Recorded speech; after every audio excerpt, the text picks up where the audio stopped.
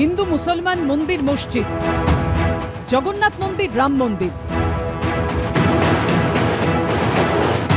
হিজাব রোজা ইফতার, রামনবমী হনুমান জয়ন্তী সরস্বতী পুজো, বঙ্গ রাজনীতি এখন ধর্ম সর্বস্ব।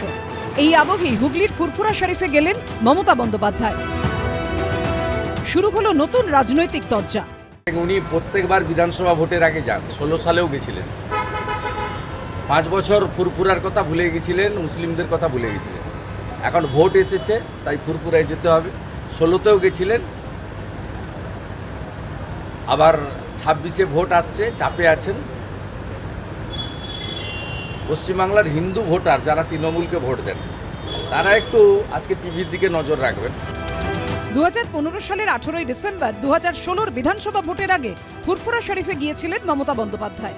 মাঝে কেটে গেছে 9 বছর, ফের একবার সেখানে মুখ্যমন্ত্রী। খারাপ লাগে এটাই, কমেন্টস করেছে এটা কি ভোটের সমীকরণ? আমি যখন কাশী বিশ্বনাথে যাই এই কোয়েশ্চেনটা করেন না, আমি যখন দুর্গাপুজো করি তখন তো কোয়েশ্চেন করেন না।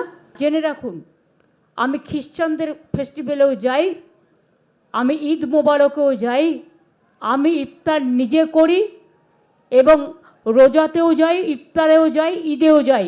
বাঁচতে গেলে, লড়তে গেলে, জিততে গেলে তাই করতে পারে। মমতার পক্ষে সবকিছু করা সম্ভব। ফুরফুরা শরীফের সোমবারের অনুষ্ঠান ঘিরে আবার বিস্ফোরক মন্তব্য করেছেন পীরজাদা তোহা সিদ্দিকী। ওখানে গিয়েছিল খুব জোরের 19 থেকে 20 জন ব্যক্তি গিয়েছিলেন, আর বাকি যারা ছিল তাদের ঘরে ড্যামি পীরজাদা বানানো হয়েছে। আমি নিজে দেখেছি, সিট ফাঁকা ছিল। যখন ফাঁকা আছে, পশ্চিমবাংলার মুখ্যমন্ত্রীর চোখ তো মারাত্মক চোখ, ওই চোখটাকে আড়াল দেওয়ার জন্য কিছু প্রশাসনের মানুষ আমি দেখেছি লক্ষ্য করে, তারা লাইন দিয়ে সব ঢুকাচ্ছে ওই সিটগুলোকে ভর্তি করে মমতা ব্যানার্জিকে দেখাবে ইনারা সব পীর সাহেব পীরজাদা। ফুরফুরা শরীফের অনুষ্ঠান ঘিরে কি তাহলে তৃণমূলের অস্বস্তি বাড়ল? অর্ণব মুখোপাধ্যায়, সোমনাথ মিত্র, জয়ন্ত পালের রিপোর্ট, এবিপি আনন্দ।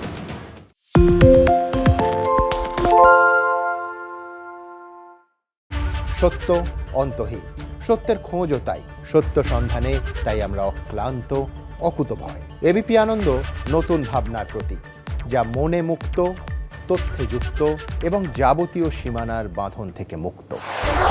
সীমা না শব্দটির মধ্যে লুকিয়ে আছে মানা শব্দটি, যেন চোখ রাঙানি এক অদৃশ্য বেড়াজাল, যা আটকে রাখে আমাদের এক ছোট্ট গণ্ডির মধ্যে। একমাত্র সঠিক খবরই গড়ে তুলবে এক মুক্ত সমাজ। সেই জগৎ গড়ার লক্ষ্যে কোনো সীমানার ঠুকুটি আমরা মানব না। এবিপি আনন্দ এগিয়ে থাকে, এগিয়ে রাখে।